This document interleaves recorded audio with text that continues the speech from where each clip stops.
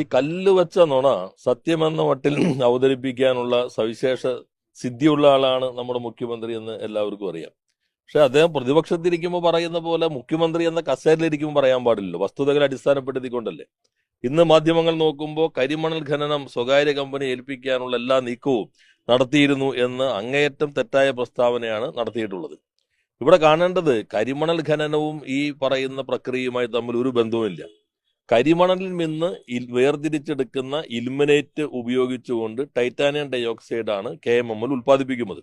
Ilmenite വേർതിരിച്ചു കഴിഞ്ഞാൽ ബാക്കി ലഭിക്കുന്ന മോണോസൈറ്റ് ഉൾപ്പെടെയുള്ള തോറിയം ഉൾപ്പെടെയുള്ള പല ക്രിട്ടിക്കൽ ധാതുക്കളും ഇതുവരെ KMMLന് ഉപയോഗിക്കാൻ അനുമതി ഇല്ലാത്തതുകൊണ്ട് കേന്ദ്ര മാനദണ്ഡങ്ങൾക്കനുസരിച്ച് ഭൂമിയുടെ അടിയിൽ പ്രത്യേകമായിട്ട് നിർമ്മിച്ചിട്ടുള്ള വ്യവസ്ഥകൾ മാനദണ്ഡങ്ങൾ അനുസരിച്ച് നിർമ്മിച്ചിട്ടുള്ള കോൺക്രീറ്റ് അറയ്ക്കുള്ളിലാണ് മോണോസൈറ്റ് ഉൾപ്പെടെയുള്ള എല്ലാം സൂക്ഷിച്ചിട്ടുള്ളത്.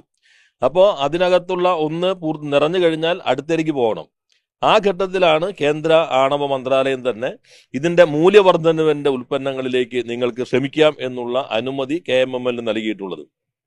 അതിന്റെ അടിസ്ഥാനത്തിൽ ഖനനം നടത്തലല്ല, ഖനനം നടത്തി വേർതിരിച്ചെടുത്ത് ഇലിമിനേറ്റ് കഴിഞ്ഞ് അതിൽ നിന്ന് ബാക്കിയുള്ള മോണോസൈറ്റ് ഉൾപ്പെടെയുള്ള കാര്യങ്ങൾ മൂല്യവർദ്ധനവ് നടത്തുന്നതിന് വേണ്ടി KMML അതിന് ഒരു പൈലറ്റ് പദ്ധതി, ഒരു പരീക്ഷണ പദ്ധതി, കാരണം ടെക്നോളജി അങ്ങനെ വിജയകരമായിട്ട് ഇതുവരെ അവൈലബിൾ ആകാത്തത് കൊണ്ട് ഒരു പൈലറ്റ് പദ്ധതിക്ക് വേണ്ടി അവര് ടെൻഡർ വിളിക്കുകയുണ്ടായി.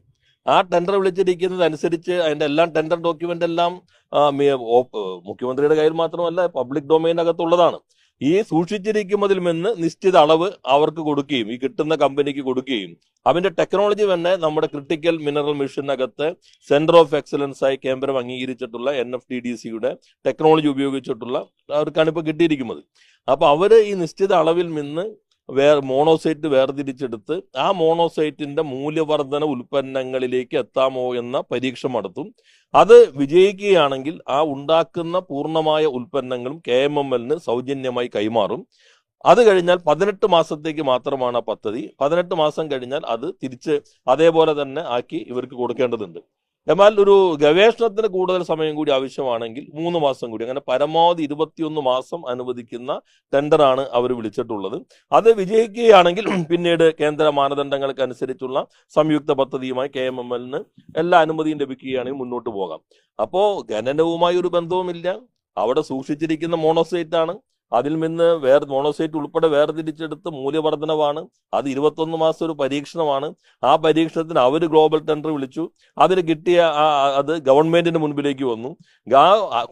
അതേപോലെ വർക്ക് ഓർഡർ കൊടുത്തു. അപ്പൊ തന്നെ സംഗതി പൊളിഞ്ഞു. വർക്ക് ഓർഡർ ആണെങ്കിൽ സ്വകാര്യ പങ്കാളിത്തത്തിന് വർക്ക് ഓർഡർ കൊടുക്കും. ആ പ്രസംഗത്തിൽ